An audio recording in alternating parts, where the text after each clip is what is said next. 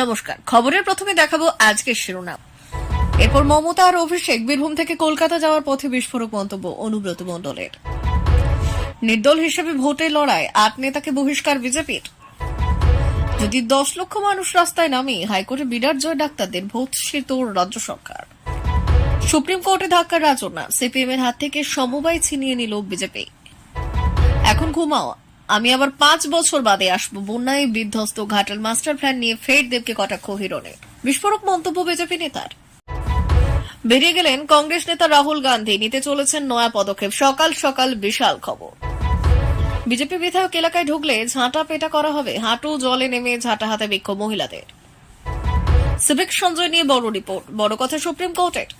আসছি বিস্তারিত খবরে। গরু পাচার মামলায় ছাড়া পাওয়ার পর গত মঙ্গলবার নিজের বাড়িতে ফিরে কেঁদে ভাসিয়েছিলেন বীরভূম জেলা তৃণমূল সভাপতি অনুব্রত মণ্ডল। রবিবার সেই ঘটনার পুনরাবৃত্তি হয়। এদিন সকালে কঙ্কালীতলার মন্দিরে পুজো দিতে গিয়ে কান্নায় ভেঙে পড়েন বীরভূমের বাঘ। পুজো দিয়ে কেষ্ট বললেন, মমতা বন্দ্যোপাধ্যায় কঙ্কালীতলা, ফুল্লুরা, তারাপীঠ, পাথর চাপুরিতে টাকা দিয়েছিলেন, উন্নয়ন কিছুটা বাকি রয়েছে, দীপাবলির পর সেই কাজ হয়ে যাবে। এদিকে রবিবার শক্তি করে দাঁড়িয়ে কলকাতা আসার পথে শান্ত ভোজন সারেন অনুব্রত। এবার খাবারের বিষয়ে চরম সতর্ক কেষ্ট। ল্যাংচা মিষ্টি তো দূর, উল্টে খেলেন শুধু চিনি ছাড়া চা আর সঙ্গে শশা দিয়ে মুড়ি। সন্ধ্যের ভোজন সেরে রওনা দিলেন মহানগরীর উদ্দেশ্যে। জামিন পাওয়ার পরই প্রথম কলকাতা যাচ্ছেন অনুব্রত। চিকিৎসার জন্যই তার কলকাতা যাত্রা। ফের কবে সক্রিয়ভাবে রাজনীতিতে ফিরছেন অনুব্রত? মঙ্গলবার বাংলায় ফিরে অনুব্রত বললেন, তিনি মুখ্যমন্ত্রীকে ভালোবাসেন, শ্রদ্ধা করেন। দুজনের মধ্যেই বৈঠক নিয়ে জল্পনা তুঙ্গে। তবে মঙ্গলবার জেলায় গিয়ে কেষ্টর সঙ্গে দেখা করা বা তার কথাও উল্লেখ করেননি দলই সুপ্রিমো। তাহলে কি দূরত্ব বেড়ে গেল?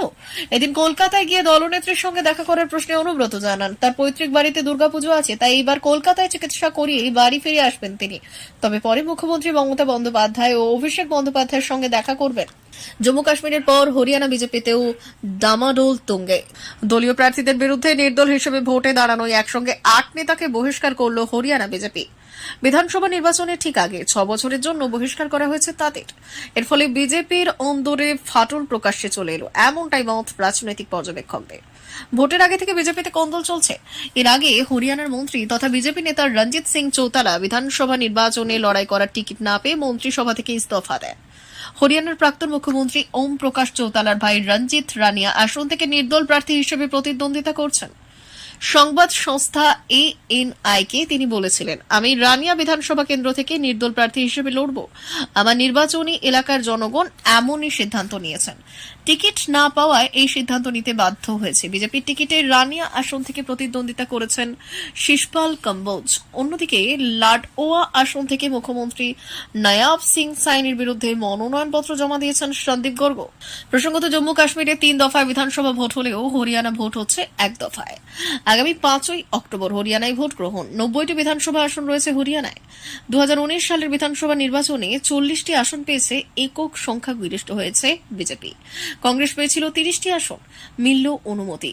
আরজিকর হাসপাতালে তরুণ চিকিৎসককে ধর্ষণ খুনের ঘটনার প্রতিবাদে এবং দোষীদের শাস্তির দাবিতে ১ অক্টোবর বিকেলে কলেজ স্কোয়ার থেকে রবীন্দ্র সদন পর্যন্ত মিছিলের ডাক দিয়েছে চিকিৎসকদের সংগঠন।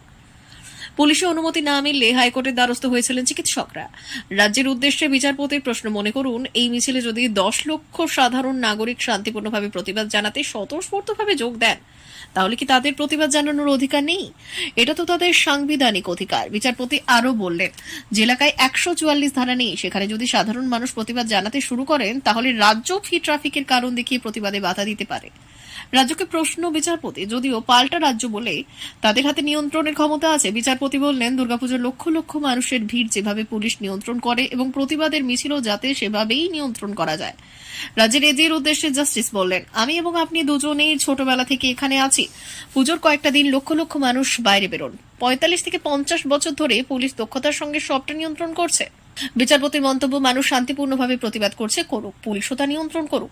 নিজের অভিজ্ঞতা ভাগ করে বিচারপতি বললেন, যারা পুজো করেন ঠিক কত মানুষ আসবেন তারা কি জানেন? গত বছর আমি সুরুচি সঙ্গতে গিয়েছিলাম, হাজার হাজার দর্শক যান, পুলিশ এবং স্বেচ্ছাসেবক পর্যাপ্ত থাকেন, সবকিছু ভালোভাবে নিয়ন্ত্রণ করেন তারা। বিচারপতি আরো বললেন, আপনারা গোটা কলকাতাতেই ১৪৪ ধারা জারি করে দিন, তাহলে আর কোথাও কোনো মিটিং মিছিল হবে না। সুপ্রিম কোর্টে উঠেছে রাজন্না হালদার ও প্রান্তিক চক্রবর্তীর শর্ট ফিল্মের বিষয়। জুনিয়র ডাক্তারদের আইনজীবী ইন্দিরা জয়সিং আদালতে প্রশ্ন তোলেন। একটি ছবি প্রকাশের কথা বলা হয়েছে ইউটিউবে, কিন্তু এটি স্পর্শকাতর বিষয় এবং মামলাটি এখনো প্রাথমিক পর্যায়ে রয়েছে। এই অবস্থায় কি ছবি প্রকাশ হওয়া উচিত, এ বিষয়ে প্রধান বিচারপতি DY চন্দ্রচূড় মন্তব্য করেন, আপনারা যদি ছবির রিলিজ আটকাতে চান তাহলে আইনি পথে পদক্ষেপ করুন।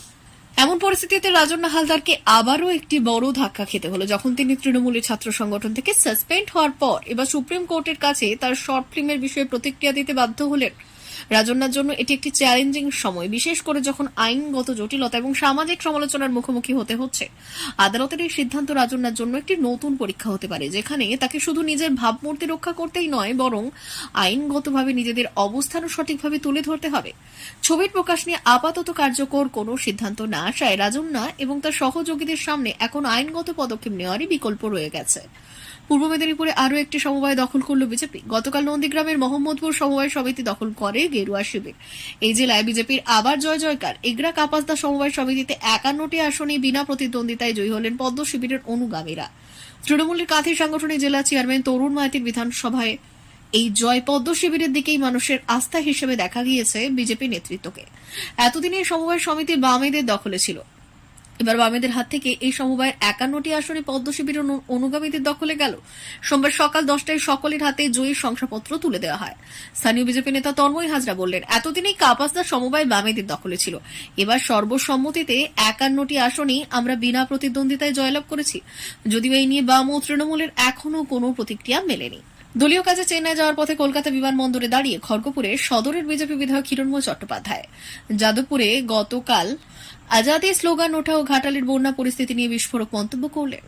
আরজিকর কাণ্ড নিয়ে প্রতিক্রিয়া দিতে গিয়ে বিস্ফোরক মন্তব্য করে বসেছিলেন খড়গপুর সদরের বিধায়ক। এরপরই ঘাটালের বন্যা পরিস্থিতি নিয়ে বলতে গিয়ে ঘাটালের সাংসদ দেবকে নাম করে আক্রমণ করেছেন তিনি বললেন, আমরা গেলাম এলাম দেখলাম, এতে ঘাটালের উন্নতি হবে না। ঘাটালের উন্নতি করতে গেলে পশ্চিমবঙ্গ সরকারকে মন থেকে চাইতে হবে।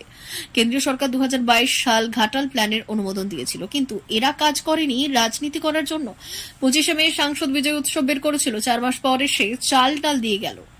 এখন ঘুমাও, আমি আবার 5 বছর বাদে আসবো। বন্যা নিয়ে কেন্দ্রের কেউ যোগাযোগ করে না। মুখ্যমন্ত্রীর এই মন্তব্যের প্রেক্ষিতে বললেন, ত্রাণ চুরি করে নেয় বলে সাধারণ মানুষ বঞ্চিত। উনি ঠিকই বলেছেন। কংগ্রেস নেতা এবং লোকসভায় LOP রাহুল গান্ধী দিল্লিতে তার বাসভবন থেকে বেরিয়ে গেলেন। হরিয়ানা নির্বাচনকে মাথায় রেখে তিনি নির্বাচনী প্রচারে অংশ নেন। কংগ্রেসকে হরিয়ানা জয়ের লক্ষ্যে এক ধাপ এগিয়ে নেওয়ার জন্য পদক্ষেপ নিতে চলেছেন। হরিয়ানার আম্বালা ও কুরুক্ষেত্রে দলের হয়ে প্রচার করেছেন তিনি। বিজেপি এখানে রাজত্ব করলেও এই নির্বাচনে হরিয়ানা তাদের পতন হবে বলে বিরোধীরা মনে করছেন। তবে হরিয়ানায় বিরোধীদের ফের ধুলোয় মিশিয়ে দিয়ে সরকার গড়ার ক্ষেত্রে আশাবাদী বিজেপি। প্রসঙ্গত, আগামী 5ই অক্টোবর হরিয়ানার 90টি বিধানসভা আসনে ভোট হবে। সেই দিনই হরিয়ানার মানুষ ঠিক করে দেবেন তারা ফের বিজেপিকে চাইছেন নাকি হরিয়ানার পাশা বদল হবে। এবার হাঁটু জলে নেমে ঝাঁটা হাতে বিক্ষোভ, মহিলাদের সঙ্গে স্লোগান। বিজেপি বিধায়ক এলাকায় ঢুকলে ঝাঁটা পেটা করা হবে। মালদার ইংরেজবাজার বিধানসভা কেন্দ্রের মহদীপুর গ্রাম পঞ্চায়েতের কলোনি এলাকার ঘটনা। সকালে মহিলারা হাঁটু জলে নেমে ঝাঁটা হাতে বিক্ষোভ দেখান। সেই সঙ্গে বিজেপি বিধায়ক এলাকায় ঢুকলে ঝাঁটা পেটা করা হবে বলে স্লোগান তুললেন বিধায়ককে। ভোট চাইতে এলাকায় এসেছিলেন, কিন্তু ভোট মিটে যাওয়ার পর তিনি আর এলাকায় আসেননি। এলাকায় হাঁটু জল। তবে যদিও পঞ্চায়েতের পক্ষ থেকে সেই জল বের করার উদ্যোগ গ্রহণ করা হয়েছে, পাশাপাশি পুজোর পরেই রাস্তা ঢালাইয়ের কাজ শুরু হবে। অন্যদিকে এই বিষয়ে ইংরেজবাজার পঞ্চায়েত সমিতির তৃণমূলের স্থানীয় সদস্য কাজল ঘোষ অভিযোগ করেছেন। বললেন বিজেপি বিধায়ক এলাকায় ঢুকলে আমরা ঝাঁটাপেটা করব, তাই আজ গ্রামবাসীরা ঝাঁটা হাতে এলাকায় বিক্ষোভ দেখিয়েছেন। তিনি আরও অভিযোগ করেছেন, ধর্মীয় কোনো অনুষ্ঠান হলে তাকে দেখা যায়, কিন্তু উন্নয়নমূলক কাজে আজ পর্যন্ত আমরা তাকে দেখতে পাইনি। আরজিকর খুন ও ধর্ষণের ঘটনায় তদন্তে সিভিক সঞ্জয় বাদে আর কোনো ব্যক্তির জড়িত থাকার বিষয়টি এখন কেন্দ্রবিন্দুতে। এই প্রেক্ষাপটে অভিযুক্ত সিভিকের দাঁতের নমুনার রিপোর্ট সামনে এসেছে। সিবিআই সূত্রে জানা গিয়েছে, ফরেন্সিক বিশেষজ্ঞরা জানিয়েছেন যে অভয়ার শরীরে পাওয়া দাঁতের কামড়ের নমুনার সঙ্গে সিভিকের নমুনা মেলেনি।